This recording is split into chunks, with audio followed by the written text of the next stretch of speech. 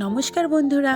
এই গরমে আরশোলার উৎপাত আমাদের সকলের বাড়িতেই হয়ে থাকে। আর কখনো কখনো এই উৎপাত এত বেড়ে যায় যে আমাদের রান্নাঘর থেকে বাড়ির যে কোনো জায়গায় খুব নোংরা হতে শুরু করে দেয়। তো আমি আজকে তোমাদেরকে 3টে সহজ পদ্ধতি দেখাবো, যার সাহায্যে তোমরা তোমাদের বাড়িকে আরশোলা মুক্ত রাখতে পারবে। তো ফ্রেন্ডস, আমি মিঠিস ব্লগ অ্যান্ড টিপসে তোমাদের সবাইকে ওয়েলকাম। তো যারা যারা চ্যানেলটি সাবস্ক্রাইব করেছো তাদেরকে অসংখ্য ধন্যবাদ। আর যারা এখনও পর্যন্ত চ্যানেলটি সাবস্ক্রাইব করোনি তারা সাবস্ক্রাইব করে আমার পাশে থেকো। তো চলো, দেখতেই পাচ্ছ আমি একটা তেজপাতার বয়াম নিয়ে এসেছি। তো তেজপাতার যে জারটি আছে, দেখো আমি কি করছি। তো আমি কিছুটা তেজপাতা বের করে নিচ্ছি। তো ফ্রেন্ডস, তোমরা দেখতেই পাচ্ছ আমি তেজপাতাগুলোকে নিয়ে নিয়েছি একটা প্লেটে। তো এই তেজপাতাগুলো আমি কি করব, চলো তোমরা দেখে নাও। তো আমি এখন গ্যাসের ওভেনের সামনে চলে এসেছি, গ্যাসটা ধরিয়ে দিলাম। তো এখন আমি একটা কড়াইয়ের মধ্যে তেজপাতাগুলোকে গরম করে নেব। অ্যাকচুয়ালি আমি কি করব, তেজপাতাটাকে গুঁড়ো করব।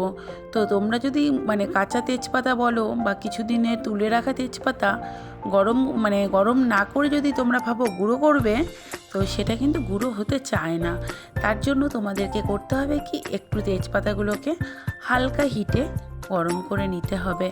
তো তার ফলে কি হবে, তেজপাতাগুলো দেখবে কেমন মুড়মুড়ে হয়ে গেছে। দেখো আমি দেখিয়ে দিচ্ছি তোমাদেরকে। এরকম মুড়মুড়ে হয়ে গেলে পরে তোমরা এটিকে গ্যাস থেকে নামিয়ে দিবে। নামিয়ে দিয়ে দেখো আমি গ্যাস থেকে নামিয়ে দিলাম। নামিয়ে দিয়ে এখন আমি গুঁড়ো করে নেব।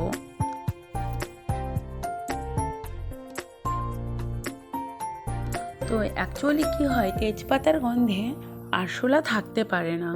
তো তার জন্য আমি তেজপাতাগুলোকে গুঁড়ো করছি। তো দেখো আমি গ্রাইন্ডারে বসিয়ে দিলাম। তো এখন আমার তেজপাতা গুঁড়ো করা হয়ে গেছে। তো এই যে তেজপাতার গুঁড়োটাকে নিয়ে এখন আমি কোথায় কোথায় দিচ্ছি তোমরা দেখো। তো আমি আমার বাড়িতে এইভাবেই তেজপাতার গুঁড়ো দিয়ে আরশোলা মুক্ত রাখি। তো দেখো গুঁড়োগুলো আমি আমার রান্নাঘরের বিভিন্ন জায়গায় ছড়িয়ে দিচ্ছি। তো এটা তোমরা যেখানে যেখানে তোমাদের বাড়িতে আরশোলার উপদ্রব হয়, তো সেখানে তোমরা এই তেজপাতার গুঁড়ো যদি দিয়ে দাও এবং বাড়ির দরজার কোণারে, তারপরে আলমারির পেছনে, যেখানে যেখানে মনে হবে সেখানে সেখানে এই তেজপাতার গুঁড়ো দিয়ে দিবে। তো তাহলে পরে আমি বলতে পারি যে কিছুদিন তোমরা হয়তো আরশোলা থেকে রেহাই পাবে আর কি। কিন্তু এটা কিন্তু পার্মানেন্ট সলিউশন না। তো আমি পার্মানেন্ট সলিউশন তোমাদেরকে বলবো, তো সেটা হচ্ছে এর পরের টিপসে তোমাদেরকে বলবো। তো চলো, এটা হচ্ছে আমার 1 নম্বর টিপস ছিল। তো আশা করছি তোমরা অ্যাপ্লাই করে দেখবে, আর অ্যাপ্লাই করলে পরে সত্যিই উপকৃত হবে। তো চলো আমি নেক্সটে চলে যাচ্ছি। নেক্সট টিপস হচ্ছে শসার কামাল। তোমাদেরকে আমি থাম্বনেলে বলেছিলাম যে শসার কামাল। তো একটা শসা দিয়ে আমরা কি কি করতে পারি আর শসার কত গুণ আছে, তো সেটা আজকে এই ভিডিওতে তোমাদের সাথে শেয়ার করব। তো বন্ধুরা, দেখতেই পাচ্ছ আমার হাতে একটি শসা। তো শসাটা নিয়ে নিয়েছি। তো প্রথমেই বলেছি যে শসার গুণাগুণ বলে শেষ করার নয়। তো আমি দেখো শসাটা কি করছি। তো প্রথমে আমি হাফ শসা কেটে নিচ্ছি। তো কেটে নিয়েছি, এটাকে এখন আমি টুকরো টুকরো করে নেব ছুরি দিয়ে। তো টুকরো টুকরো করছি দেখো তোমরা।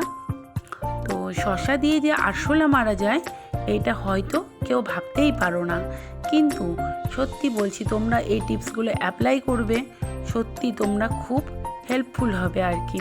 তো দেখো আমি একটা মিক্সার গ্রাইন্ডার নিয়ে নিয়েছি। তো যাদের বাড়িতে মিক্সার গ্রাইন্ডার নেই তারা অ্যাকচুয়ালি শসার রসটা আমার লাগবে। তো যাদের বাড়িতে মিক্সার গ্রাইন্ডার নেই তারা এটাকে থেতো করে জাস্ট রসটাকে বের করে নেবে। আর যাদের বাড়িতে মিক্সার গ্রাইন্ডার আছে তারা এইভাবে আমার মতো মিক্সিতে রসটাকে বের করে নিতে পারো। তো আমি রসটাকে দেখছো যে রসটা হয়ে গেছে। তো এখন আমি একটা ছাঁকনি নিয়ে নেব, নিয়ে রসটাকে ছেঁকে নেব। তো যাতে রসটার শুধু জলটাই নেব, আর খোসা বা বাইরের অংশটা ফেলে দেব। তো দেখো এইভাবে আমি রসটাকে নিয়ে নিচ্ছি।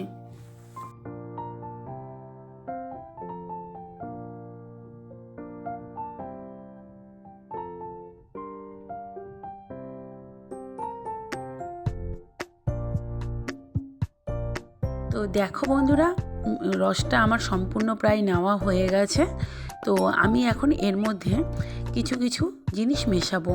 তো তারপরে যে সলিউশনটা তৈরি হবে সেটা তোমরা যদি বাড়িতে ইউজ করো একটাও আরশোলা থাকবে না। তো আমার হাতে হচ্ছে বেকিং সোডা আছে, তো আমি সেটা নিয়ে নিচ্ছি। তো আমি বেকিং সোডা 2 চামচের আন্দাজে নিয়ে নেব। তো চলো নিয়ে নিই।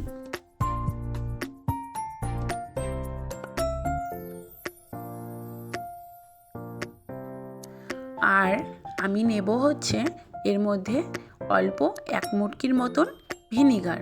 তো ভিনিগার যাদের বাড়িতে নেই তারা অবশ্যই লেবু দিতে পারো। লেবু দিলে পরেও লেবুর গন্ধে আরশোলা চলে যায়। তো আমি এখানে ভিনিগার নিয়ে নিলাম, দেখতেই পেলে তোমরা। তো নিয়ে এখন সলিউশনটা দেখতে পাচ্ছ কেমন হয়েছে।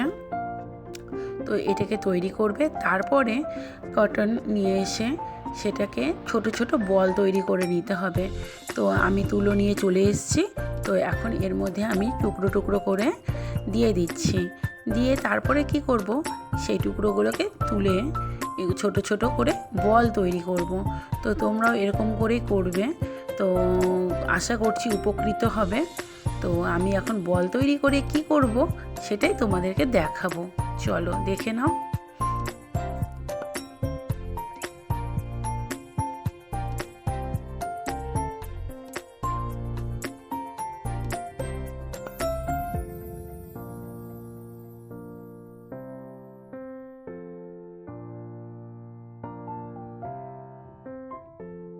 তো তোমরা দেখতেই পাচ্ছ আমার হাতে বলগুলো তৈরি করে নিয়েছি। তো এগুলো আমি গ্যাসের ওভেনের পাশে, তারপরে সিঙ্কের কর্নারে এবং ভেতরে যে কৌটো রাখা থাকে সেগুলোর সামনে বা পেছনে, তারপরে হচ্ছে গ্যাস সিলিন্ডারের কর্নারে, এই সব জায়গায় কিংবা দরজার পেছনে, মানে তোমরা তোমাদের বাড়িতে যেখানে যেখানে মনে হয় যে এখানে আরশোলার উপদ্রব বেশি হয় সেখানে সেখানে একটা করে বল দিয়ে দাও। তো এটা এত উপকার, মানে একটা আরশোলা তোমাদের ঘরে থাকবে না, সেটার গ্যারান্টি আমি নিচ্ছি। তো তোমরা এটা করে দেখতে পারো বন্ধুরা, সত্যি বলছি প্রচণ্ড উপকৃত হবে। তো আমি এইভাবেই আমার বাড়িতে আরশোলা, আমার বাড়িতে মানে পুরো বাড়িতে ঘুরলে তোমরা একটা আরশোলা পাবে না। তো তার জন্য আমি এইভাবেই আরশোলার ওষুধ বানিয়ে থাকি আর কি। তো সম্পূর্ণভাবে ঘরোয়া উপায়ে। আশা করছি টিপসটা তোমাদের ভালো লাগবে। তো আর হচ্ছে দেখো আমি সব জায়গায় দিয়ে দিলাম। আর যে বাকি জলটুকু ছিল তো সেটাকে আমি একটা স্প্রে বোতলে ঢেলে নেব। তো এটাকে ঢেলে নিলে কি হবে, যে এই যে বাকি যে মানে কি বলবো সলিউশনটা ছিল সেটা নষ্ট হলো না। নয়তো মানে বলগুলোকে ডোবানোর পরেও অনেকটা থেকে যায়। তো তার জন্য আমি দেখো স্প্রে বোতলে এটা ঢেলে নিয়েছি। ঢেলে এখন তোমাদেরকে আমি দেখিয়ে দেব যে আমি কি করব। তো স্প্রে বোতলে যেহেতু ঢেলেছি তো অবশ্যই স্প্রে করব। তো যেসব জায়গায় তোমাদের মনে হবে যে আরশোলার প্রচণ্ড অত্যাচার আছে সেখানে সেখানে এটা তোমরা স্প্রে করে দাও। তাহলে পরে দেখবে যা আরশোলা থাকবে সব বেরিয়ে যাবে এবং তোমাদের ঘর একদম আরশোলা মুক্ত হয়ে যাবে। তো আশা করছি এই টিপসটা তোমাদের ভালো লেগেছে। আর হচ্ছে এই টিপসটা মানে তেজপাতা টিপসের থেকেও এই টিপসটা তোমরা মানে অনেক দিন আরশোলা বাড়িতে থাকে না। তো তার জন্য আমার এই টিপসটা দেওয়া। তো চলো নেক্সটে তোমাদেরকে আমি শশার আরেকটি গুণ বলবো। যে শশা আমরা খাই কিন্তু খোসাটা সবসময় ফেলে দিই। কিন্তু বন্ধুরা এই খোসার যে উপকারিতা সেটা জানলে পরে তোমরা অবাক হয়ে যাবে।